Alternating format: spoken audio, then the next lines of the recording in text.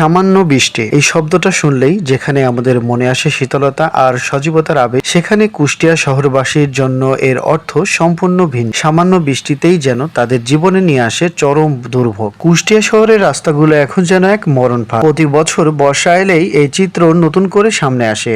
অপরিকল্পিত ড্রেনেজ ব্যবস্থা আর অবৈধ স্থাপনার কারণে শহরের বেশিরভাগ এলাকায় জলাবদ্ধতা এখন এক নিত্যদিনের চিত্র।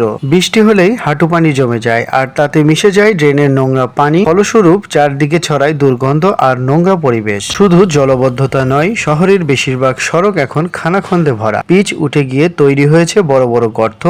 এই গর্তগুলো যখন বৃষ্টির পানিতে ভরে যায় তখন বোঝার উপায় থাকে না কোনটি রাস্তা আর কোনটি পুকুর। রিক্সা, অটোরিকশা থেকে শুরু করে ব্যক্তিগত যানবাহন সবই আটকে যাচ্ছে, উল্টে যাচ্ছে। প্রতিনিয়ত ঘটছে ছোট বড় দুর্ঘটনা। শহরের প্রায় সব গুরুত্বপূর্ণ সড়কের একই চিত্র। একটু বৃষ্টি হলেই কাদা আর পানিতে একাকার। ভাবুন তো, অসুস্থ একজন রোগীকে এই পথে দিয়ে হাসপাতালে নিয়ে যেতে কি পরিমাণ কষ্ট হয়। স্কুল কলেজের শিক্ষার্থীরা কাদা পানি মারিয়ে যাচ্ছে, সাধারণ পথচারীদের দুর্ভোগের তো শেষই নেই। এ বিষয়ে স্থানীয়দের সঙ্গে কথা বলে জানা যায়, বছরের পর বছর ধরে তারা এই সমস্যায় ভুগছেন। চিঠি বর্তমান প্রশাসককে জমা দিয়েছি, কিন্তু তার কোনো উত্তর নাই। পৌর কর্তৃপক্ষ অবশ্য প্রতি বছর এই সমস্যার সমাধানের প্রতিশ্রুতি দেয়।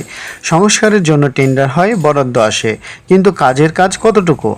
অভিযোগ আছে নিম্নমানের কাজ আর ঠিকাদারের গাফিলতির। পৌরসভা কোনো কিছু দেখেই না যে ড্রেনগুলো কি অবস্থায় পড়ে রয়েছে, পরিষ্কার তো করেই না গো।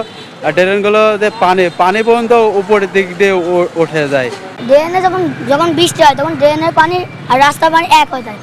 এতে ড্রেনের নোংরা পানি আর রাস্তার পানি এক হয়ে যাওয়ার কারণে আমরা হেঁটে স্কুলে যেতে পারি। কবে মিলবে এই দুর্ভোগ থেকে মুক্তি? কুষ্টিয়াবাসী তাকিয়ে আছে একটি স্থায়ী সমাধানের আশায়। সামান্য বৃষ্টিতেই যে শহরের জনজীবন থমকে যায়, সেই কুষ্টিয়া কি আদৌ ডিজিটাল বাংলাদেশের অংশ হতে পারবে, নাকি এই দুর্ভোগ তাদের নিত্য সঙ্গী হয়ে থাকবে?